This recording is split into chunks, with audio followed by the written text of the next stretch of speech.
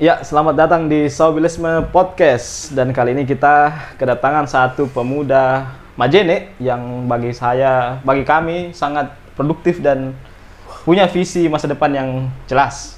Ya Allah. Saudara Ibnu Munsir, apa kabar, Bung? Sementara baik. Saya untuk lebih mengakrabkan diri kita panggil apa, Bung? Bung Innu atau Bang Innu? Bang saja, Bang. Bang ya? Oke, Bang, kalau begitu. Asal jangan taruh RI-nya tuh. Eh, Kan gitu. ya. Silakan, Bang. Sambil ngopi ngerokok, Bang. Santai saja, Bang. Siap. Hari ini, Bang, kita mau diskusi tentang kepemudaan. All about pemuda. Mulai dari sakitnya cari kerjaan sampai susahnya cari pasangan, Bang. Wow.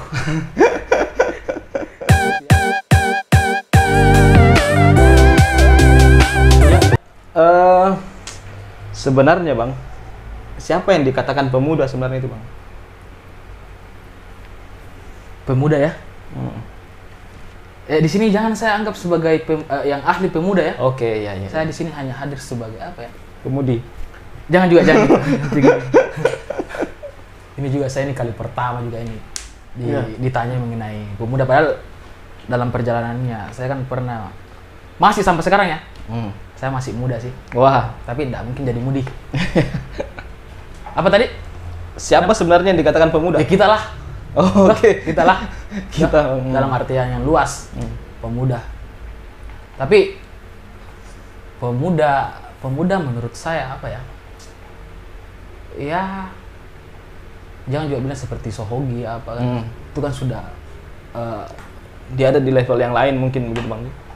ya mungkin karena beda konteks sekarang tuh. Iya.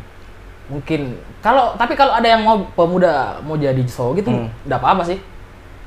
Itu bisa mengguncang ini NKRI, artinya setiap ada kabar-kabar dari pemerintah dia pasti punya cara untuk merespon itu. Jadi pemuda itu tidak melulu lihat dari umur atau bagaimana sebenarnya, Bang? Dari umur kah atau dari semangatnya kah atau dari semuanya? Kalau saya ketemu sama orang-orang yang katanya tua ya, mungkin dari umur, dia bilang jiwa saya masih muda. Yap. Makanya untuk definisi pemuda untuk hari ini saya bilang terserah lah. Mau dikatakan ada yang bilang mulai dari sisi umur dan jiwa. Pemuda terserahlah. Unik gitu. Bagus, Bang.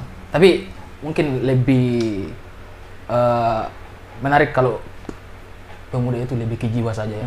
Oke, sepakat.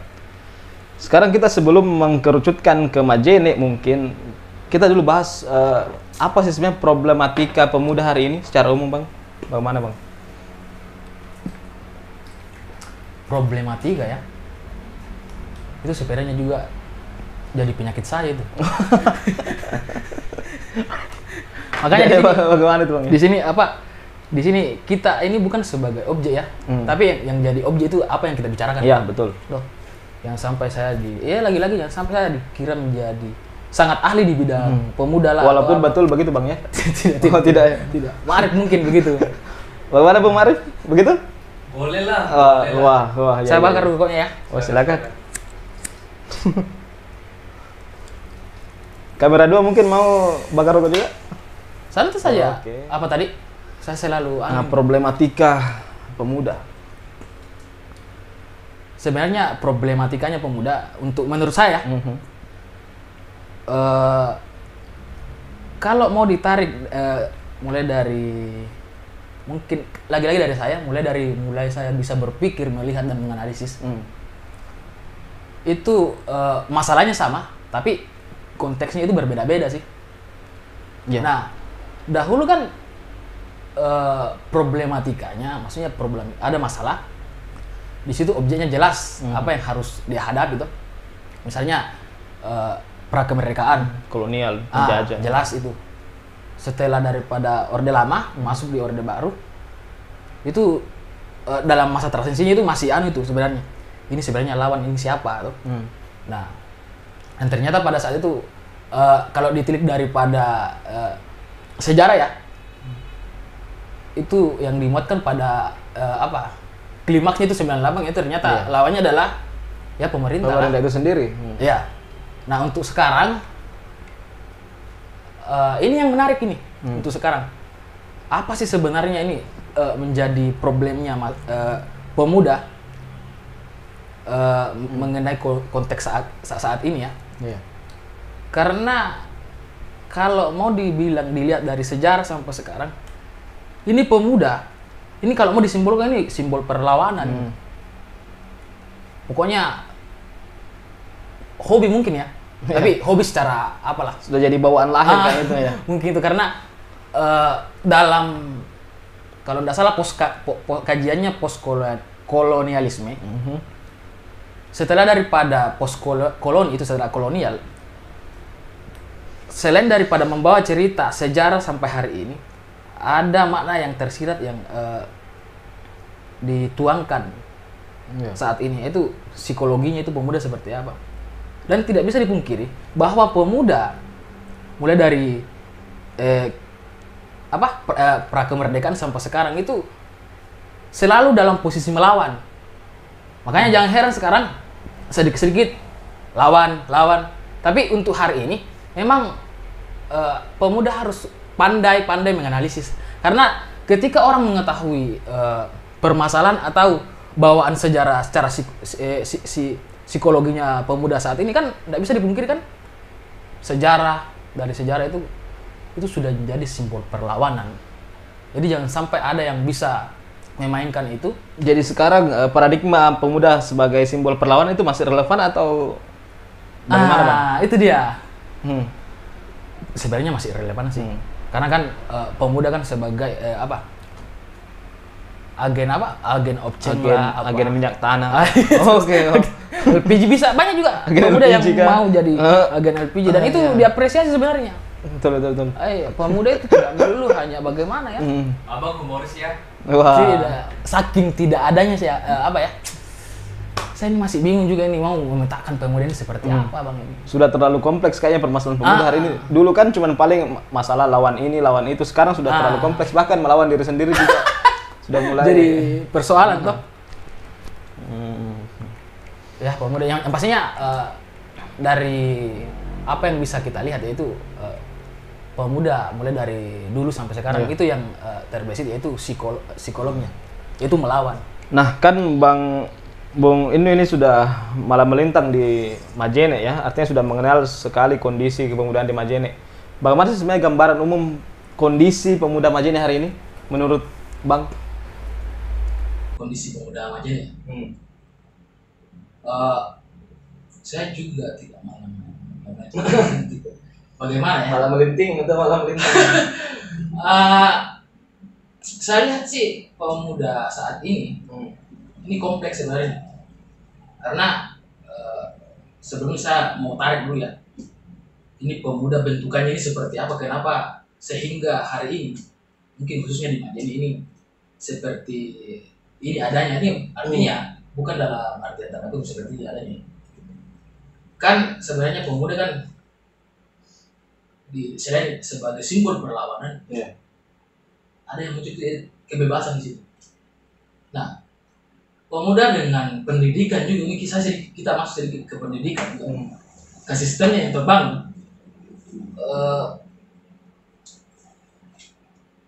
Pemuda sama pendidikan itu dibentuk dan ada saya lihat itu penyeragaman berpikir di sana. Makanya orang yang tidak bisa masuk dalam kelompok tersebut itu akan terasingkan. Dan mereka selalu datang. Tunggu Bang, nih saya pasang dulu nih tali-talinya ini, aduh. Oke, kesalahan teknis ya. Pri memori. Tidak ada masalah Bang, lanjut aja. Iya. Hubungannya antara pendidikan dengan pemuda. Kondisinya menjadi saat ini ya. Kalau menurut saya sih, ini lagi-lagi ini kan di podcast ini kan bebas toh. Iya. Sesuai dengan pengetahuan saya. Skillnya Bang. Nah, bukan skill. Nanti banyak gini haters kalau bilang skill. Nah, pemuda Majene ini sebenarnya sudah cukup berkembang ya. Apalagi dengan hadirnya citra itu kota pendidikan ini kan sudah banyak ada Unsulbar, Stein apa. Jadi banyak di situ kumpulan-kumpulan pemuda, banyak yang tercipta komunitas, dan di dalamnya pasti ya orang sekolah sama dengan berpikir lah, orang-orang berpikir bahkan berproses. Tapi dengan hadirnya hal seperti itu pasti ada yang, menurut saya pasti ada yang tereliminasi. Pasti banyak komunitas atau pemuda yang terakomodir itu tereliminasi dengan sendirinya, seperti ya di pesisir atau bagaimana. Karena ini jujur ya, saya masih dalam posisi yang beruntung, atau artinya untuk pandangan umum mungkin karena kita ini kan masih bisa bicara sampai sekarang hari ini, bisa bersekolah, bisa buat podcast, masih bisa buat podcast lah. Karena seandainya saya dulu tahu cari uang pada saat masih anak atau remaja, saya pasti berhenti sekolah. Nah, itu sebenarnya jadi masalah. Menarik gitu, Bang. Itu jadi masalah karena banyak teman-teman saya pada saat itu lebih mementingkan sebenarnya, artinya Cari duit daripada sekolah. karena memang di pemahaman mereka pendidikan itu endingnya apa sih? Ya kalau hari ini kerjaan sama dengan Duit. Ma'rif, apakah duit tuh? Aduh. Siapa itu, Bang? Tidak, saya langsung ingat tadi ini Ma'rif. Perjuangannya yang kokoh tuh. Dia salah satu pemuda Majene yang produktif juga, Bang. Betul itu. Saya bisa hadir di sini karena dia mungkin. Saya suka lihat itu Ma'rif di mana-mana. Seandainya ini YouTube, televisi, ini jadi Lebih dari YouTube ya.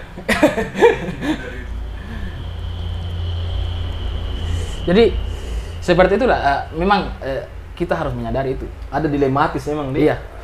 Ada sebenarnya yang terkikis dan tereliminasi. Sementara kita asik di situ berkumpul dan berpikir bersama. Yang seharusnya kita bisa merangkul tahu persoalannya mereka bagaimana. Dan kalau bisa jangan hanya tahu pada saat sekarang. Karena kan masalah yang terjadi sekarang dan masa yang lalu itu sama Ji. Tuh, kenapa putus sekolah Tapi kalau untuk saya itu seandainya saya tahu dan punya skill untuk mencari uang pada saat remaja, ya saya tidak tahu, saya pasti pilih itulah. Karena pada saat itu juga saya masih belum tahu endingnya sekolah itu bagaimana. Ya ternyata ya hari ini kawan-kawan pasti bisa berpikir lah. Endingnya sekolah ya selain daripada bekerja sama dengan Apa maksudnya? tadi itu, Bang. Itu Ma'rif pasti mengerti lah. Tuh. Tapi sebenarnya sekolah sama dengan berpikir dan bagaimana caranya yang dikatakan mungkin Pram ya. Adil sejak dalam pikiran. Tuh. Artinya bagaimana memanusiakan diri dulu lah. Jangan tidak usah memanusiakan manusia yang lain. Karena tugas yang pertama ya itu sebelum kita menjadi membagikan virus-virus itu, corona